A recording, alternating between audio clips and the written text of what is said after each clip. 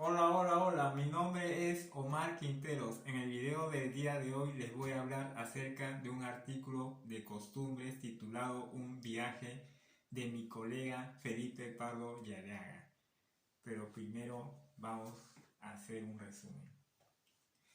Había una vez en Lima, no dos veces ni tres veces, había una vez en Lima un niño llamado Goyito. Pero aquel niño en realidad era un hombre de 52 años que en cualquier lugar del mundo lo llamarían Don Gregorio, pero aquí en la ciudad de Lima lo llamaban Niño Goyito. El Niño Goyito había estado recibiendo cartas desde Chile por 3 años. En las cartas se le pedía que haga un viaje al país del sur para arreglar unos asuntos financieros de la familia. 3 años le tomó al Niño Goyito el decidirse en su viaje a Chile. Antes de ello, primero consultó con un profesor, después con un médico y después con unos amigos. Después de todas esas consideraciones, al fin se decidió viajar a Chile. Ni el viaje de Napoleón a Egipto tomó tantos preparativos como el viaje del Niño Goyito a Chile. Entonces se prepararon viandas, se contrataron cocineras para hacer unos dulces, para hacer comidas, unas costureras, unos sastres para hacerse unos trajes. El buque donde iba a viajar el Niño Goyito fue mandado a revisar por un marinero catalán.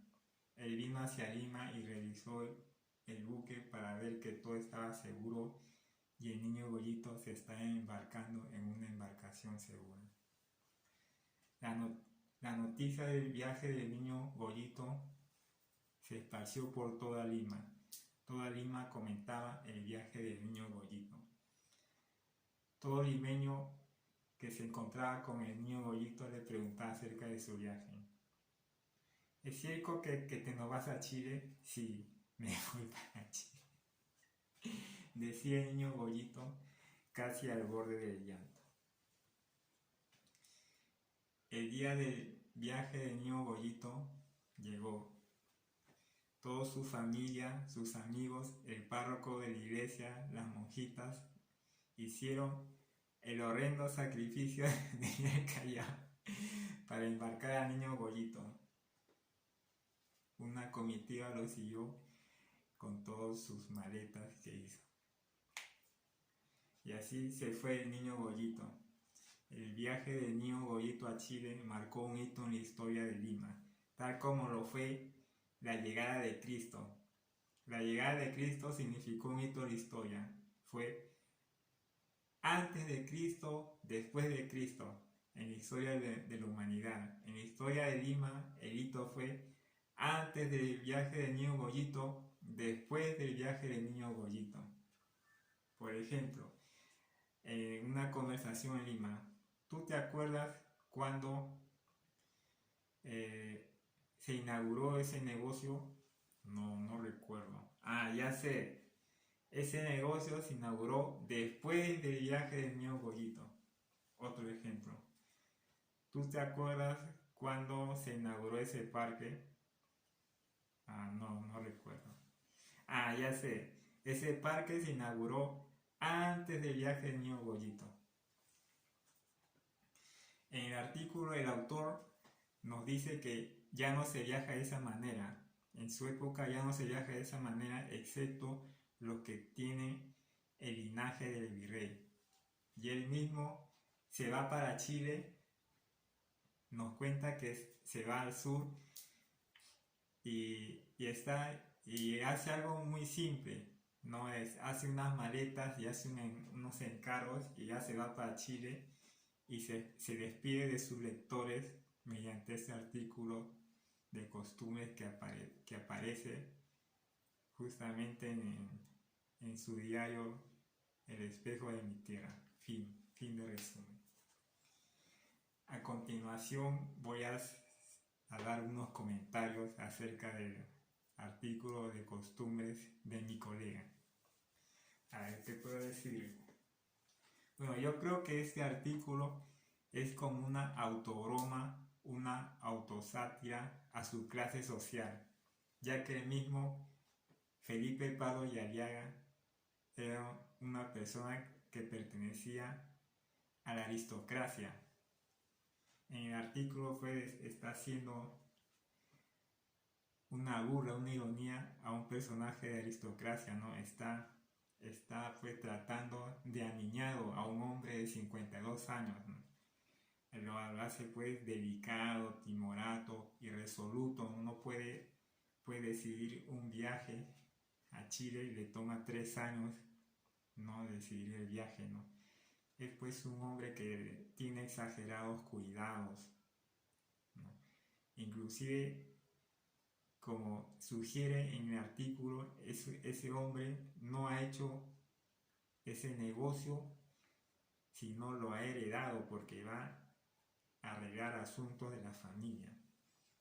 Hay todo un tropel de gente alrededor, ¿no? Las cocineras, el sastre, ¿no? Todo alrededor del niño Goyito, que viene a ser gente de otra clase social que está en un nivel de subordinación. El mismo trato de niño es un trato pues, ¿no? de gente que interesada, ¿no? que está pues, con un afán interesado, está dando ese trato de niño, ¿no?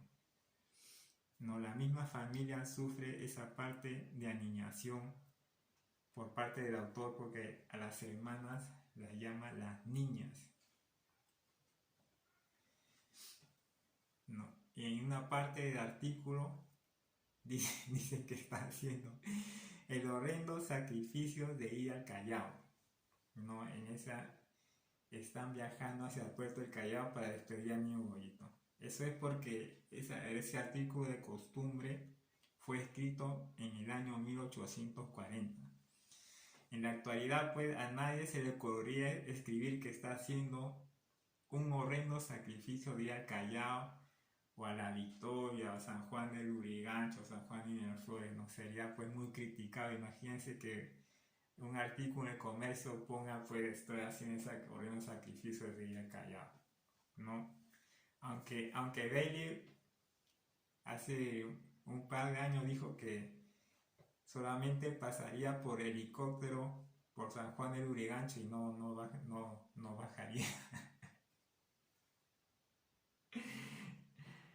Bueno, yo creo que es ese trato así despectivo hacia otra gente de otros barrios, ¿no? Que unos barrios pues entre comillas exclusivos vendrían a ser pues La Molina, ¿no? San Borja, San Isidro, Miraflores.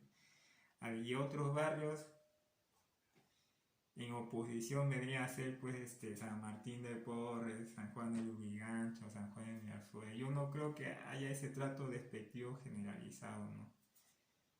Creo que eso es parte de un pasado. Yo he descargado este artículo de costumbres del internet. Aquí está, como pueden ver, acá está un viaje a mi hijo en sus días, a Pepa, a Mercedes. Hay mucha obra en internet que no debería estar en internet porque tiene derechos de autor. En cambio, esta obra es de dominio público. ¿Qué es una obra de dominio público? Es una obra a la cual sus derechos de autor se le han vencido, ¿no? Hagamos un ejemplo con Felipe Pardo y Aliaga. Felipe Pardo y Aliaga nace un 11 de junio de 1806 y fallece un 24 de diciembre de 1868. A la muerte de Felipe Pardo y Aliaga no cesan sus derechos de autor, sino que se heredan. En este caso, el heredero de sus derechos de autor fue su hijo Manuel Pardo y Lavalle, quien fue el primer presidente civil en el Perú, elegido por voto, luego de una sucesión de caudillos militares que tuvo el Perú. Fue el primer presidente civil. Manuel Pardo y Lavalle juntó la obra de su padre y la publicó. Y así tuvo ese derecho Manuel Pardo y Lavalle y los sucesivos herederos de la familia durante 70 años. Los 70 años de su muerte vienen a ser el año 1938, en que esa obra ya es de dominio público. No, ya cualquiera la puede editar, la puede imprimir. No.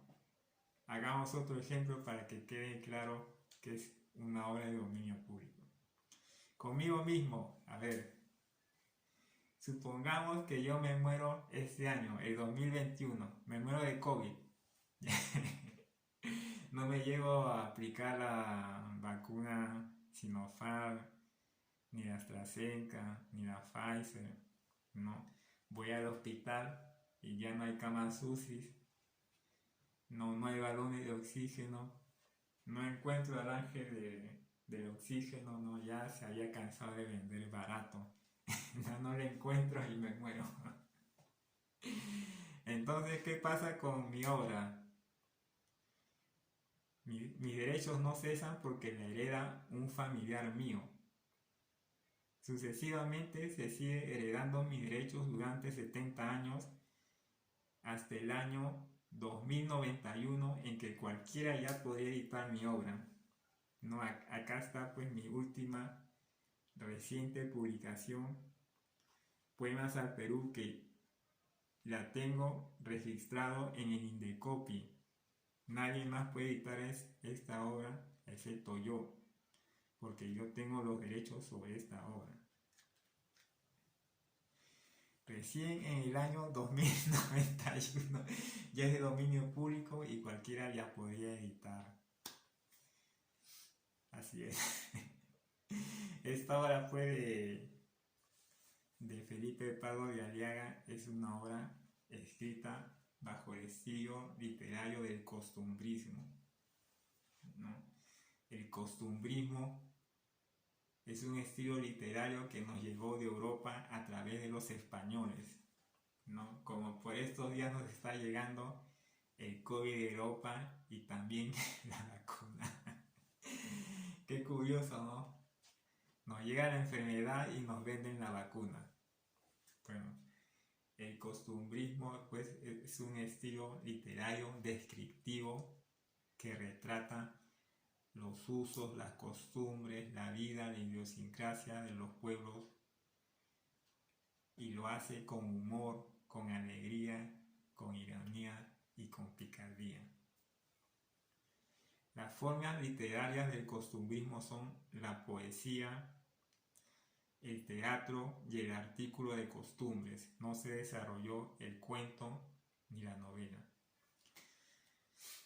¿Qué puedo decir acerca de mi colega Felipe Pardo y Aliaga? Pues yo no voy a decir que él era el representante del anticriollismo y Manuel Asensio Segura representaba el criollismo, que uno era el bueno, el otro era el malo, que el otro era aristócrata, que el otro era pobre, que el otro detestaba a los limeños, el otro defendía a los limeños. Yo no voy a decir eso porque eso es nivel colegio y yo estoy en otro nivel. Yo voy a decir que Felipe Pardo y Aliaga era un hombre comprometido con su patria, con el Perú, como refleja una obra de preocupación peruana que él escribió. El padre de Felipe Pardo y Aliaga fue español, al igual que el padre de Manuel Asensio Segura. Los dos primeros grandes escritores del Perú de la época republicana independiente tuvieron padres españoles.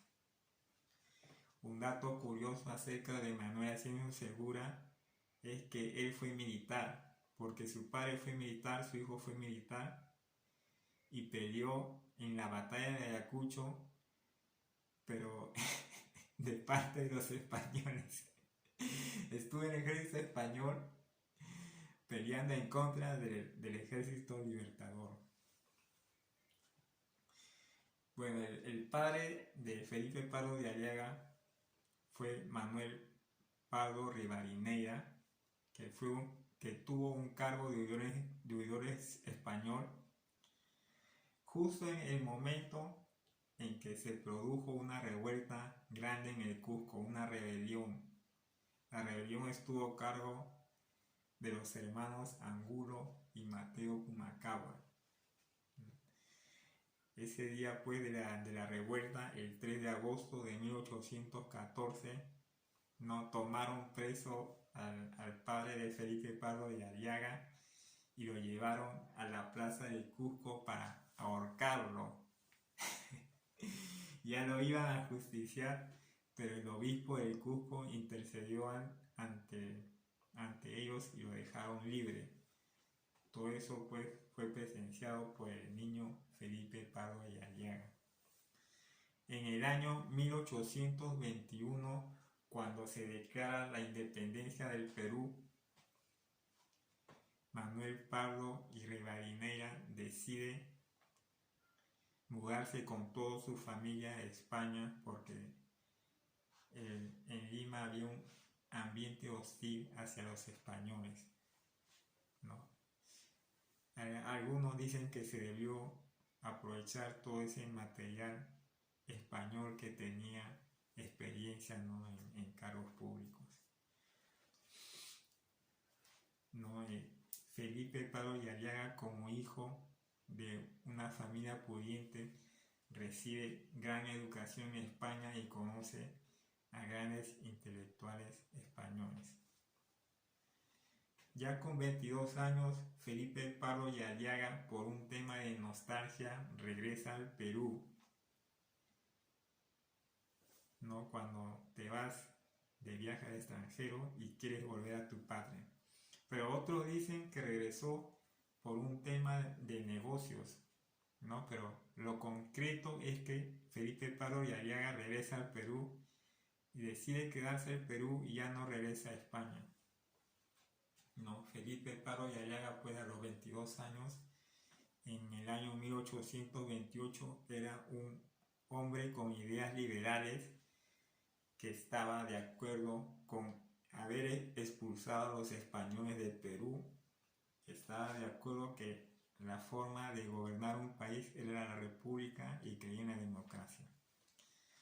Pero ya asentado en el Perú, viviendo en el Perú, se dio cuenta pues que esto era el caos, ¿no? Se sucedían golpes de estado, los caudillos militares pues se sucedían rápidamente, Perú era sinónimo de inestabilidad política, ¿no? Y en el Congreso habían personas que estaban ahí para defender sus intereses y sus negocios.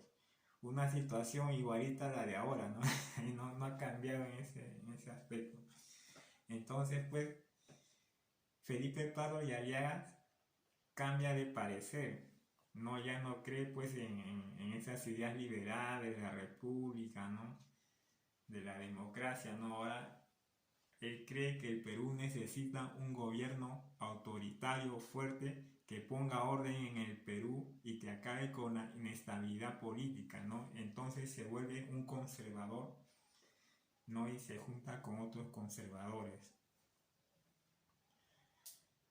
¿no? Felipe Pardo de Aliaga también participa de la política, por ejemplo, es funcionario en el gobierno de Ramón Castilla, ¿no? Es ministro, es diplomático y desarrolla una obra literaria en el Perú, ¿no? Él es crítico de costumbres limeñas como la zamacueca, la corrida de toros y los carnavales, porque cree que es algo desmesurado, son unas costumbres atroces y bárbaras para él, productos de la falta de educación.